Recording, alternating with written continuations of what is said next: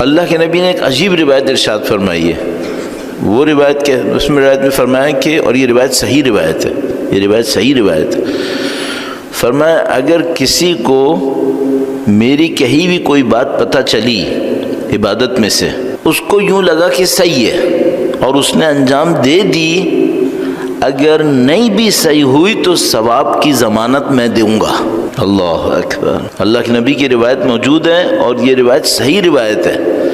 اس میں فرمایا کہ اگر کسی کو میرا کہا ہوا کوئی سننے کو ملے اور وہ دعا عبادت کے اوپر مبنی کوئی چیز ہو اور وہ اسے انجام دے دے اس امید پر کہ اللہ کے نبی نے کہا ہے، بعد میں پتہ چلا نہیں کہا تھا، اللہ کے نبی فرماتے ہیں گھبراؤ نہیں، اس کا ثواب میں تم کو پہنچا دوں گا۔ بڑی بات ہے یہ۔ اللہ کے نبی کی ذات پر، مولا آٹھویں امام کی ذات پر درود بھیجیں، محمد و آل محمد۔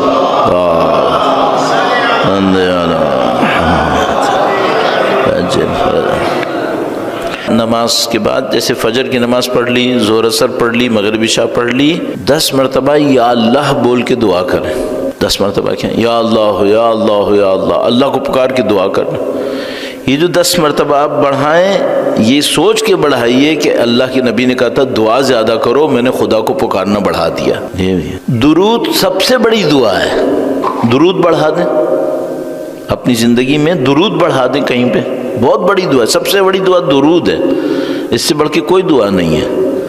تو درود کا ذکر بڑھا دیں اپنی زندگی میں تو اس سے بہت برکتیں نصیب ہوتی ہیں۔ میں بعض اعمال انجام دیتا ہوں اور بعض اوقات اس نیت سے، اس لالچ میں کہ دوسرے لوگ سنیں گے وہ بھی انجام دیں گے، مجھے اس کا ثواب ملے گا، میں بول دیتا ہوں۔ پھر بعد میں اندر سے ڈرتا ہوں کہ میں نے ریاکاری نہ کر دی ہو، کہ بھئی میں نے جو عمل خود کر رہا تھا وہ میں نے بتا دیا۔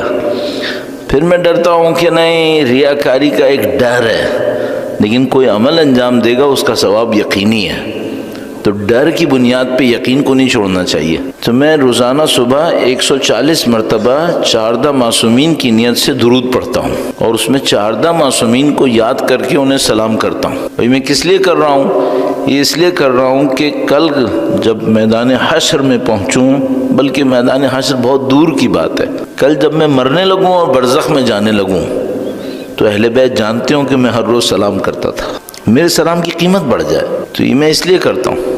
تو میں آپ کی خدمت میں بھی عرض کروں گا، جبکہ نبی نے، اللہ کے نبی نے فرمایا ہاتھوں کو دعا کے لیے بلند کرو، اور ان کے فرزند نے فرمایا ان دنوں میں دعا زیادہ کرو، آپ درود بڑھا دیں۔